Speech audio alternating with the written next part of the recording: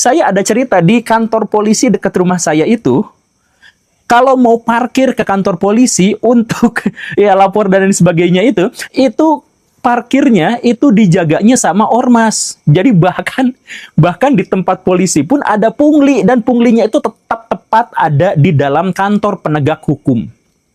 Itu fakta. Kalau misalkan kantor polisi Baraya apakah juga dijaganya sama ormas, ya kita tidak tahu. Tapi itu kan memang ada seperti itu. Nah, kalau misalkan ini sudah menjadi terlalu besar dan kemudian pihak penegak hukum tidak bisa berbuat apa-apa, akhirnya apa? Akhirnya ormas-ormas itu bukan hanya main malak, bukan hanya ada di luar kemudian datang hanya untuk minta duit, bukan. Tapi dia terlibat secara internal ke dalam kebijakan-kebijakan publik di Indonesia.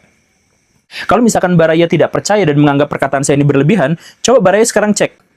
Baraya sebutkan nama ormas yang paling Baraya keselin. Silakan sebutkan.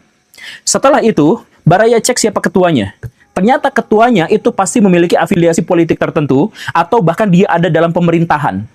Cek saja. Silahkan Baraya cek preman yang berbaju ormas, kemudian cek siapa ketuanya, dan Baraya akan menemukan bahwa dia memiliki hubungan yang sangat kuat dengan pemerintahan kita. Nah, kalau memang sudah seperti itu, artinya apa? Artinya, sekali lagi, preman ormas itu sudah bukan lagi bagian yang terpisah dari negara, tapi ini sudah menjadi bagian integral dengan pemerintahan kita. Artinya apa? Pemerintahan kita sendiri adalah preman.